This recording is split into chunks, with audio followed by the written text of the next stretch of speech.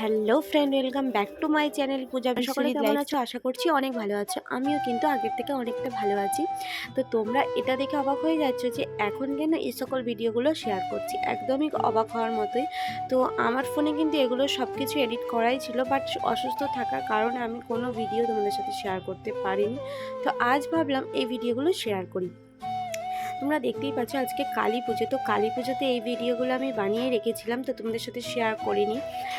এখানে দেখো আমাদের দাদাভাই আছে, সেখানে যে বাচ্চাদের মধ্যে ফুলের ঝুড়ি ফাটে, আর ওখানে আছে বৌদিভাই, মা, বাবা, আমি সবাই মিলে খুব মজা করছি। প্রথমে কিন্তু শ্বশুর বাড়িতেই ছিলাম, ওখানে কিছু বাজি ফাটিয়ে এসেছি। তো ওখান থেকে ভাবছিলাম আসবো না, তারপর তোমার দাদাভাইকে বললাম চলো একবার বাবার বাড়ি যাই, কারণ আমার বাবার বাড়ি না আমার শ্বশুর বাড়ি থেকে অনেকটাই কাছে। তাই কোনো আনন্দ অনুষ্ঠান কিছু হলে মনে হয় একবার টুক করে যায়, আবার নয় চলে আসবো, এরকম মনেই হয়। তো সেই জন্য চলে এসেছি। আরও একটা বিশেষ কারণ ছিল, সেটা হচ্ছে দাদা যেহেতু কাজে চলে গেছে, মানে বাড়িতেই ছিল কিন্তু কাজে চলে গেছে, বৌদির মনটা অনেকটাই খারাপ লাগবে, ও কোনো বাজি টাজি কিছু হয়তো ফাটাবে না, তো আমরা গেলে অনেকটা আনন্দ উপভোগ করতে পারবে আর কি। তো সেই জন্য আরও এসেছি কিছু বাজি নিয়ে। আমার বাবাও কিন্তু অনেক কিছু ফুলঝুরি, রং মশাল এসব কিনেছিল, তোমাদের দাদাভাইও কিছু নিয়ে এসেছিলো।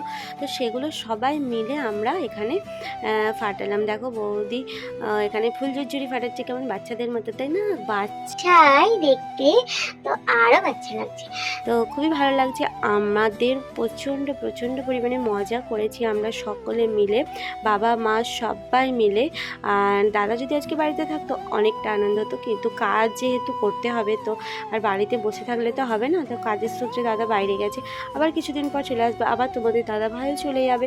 তো এটাই আমাদের আর কি জীবন কাহিনী, যাবে আসবে, যাবে আসবে, আবার যাবে আবার আসবে, তো এইভাবে।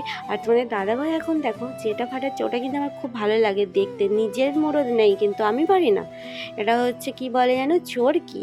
তো ছাদেও কিছু পাঠিয়েছিলাম, আবার নিচে এসে কিছু পাঠিয়েছি। ছাদে ভিডিও করা হয়নি, কারণ ছাদে তো আলো সেরকম ছিল না, তো লাইট ছিল না, ভালো দেখতেও পাবে না তোমরা, সেই কারণে। আর বৌদি দেখো এবার জামাইবাবু দেখে দেখে ও এবার শুরু করেছে, ও পারে কি পারে না তোমরাই দেখো। ও কিন্তু প্রচণ্ড সাহসী, আমার থেকে অনেকটা সাহসী। বলছে আমি করব, আমাকে দাও একটা বলছিল, তো সেই জন্য ওকে একটা দেওয়া হলো। কিন্তু সুন্দর একদম ভাবে বাজিটা ফাটালো, দেখতে পাচ্ছ। আমি কিন্তু একদম পারি না। তো এইভাবে আমাদের আজকের দিনটা কাটলো। আর আমি যেটা ফাটাচ্ছিলাম ওটা একবারে খারাপ ছিল, ওটা ফাটানো গেল না, তো আমার ভাগ্যটা খারাপ ছিল, তো সেই জন্য। আর ওরা খুব সুন্দরভাবে দেখেছো সব, এই যে আমার ঘুরছেই না, আমার যেমন কাজ পারি না আর কি করে। বাবা আবার ট্রাই করলো, দেখেছো আমার মনে কিছুই নেই, ঢ্যাঁড়সটাকে বলে, তারপরে আমরা ঠাকুর দেখতে বেরিয়েছিলাম, এই কালী মাকে দেখে এলাম, খুব ভালো লাগলো, আনন্দ লাগলো। এখন তাহলে টাটা।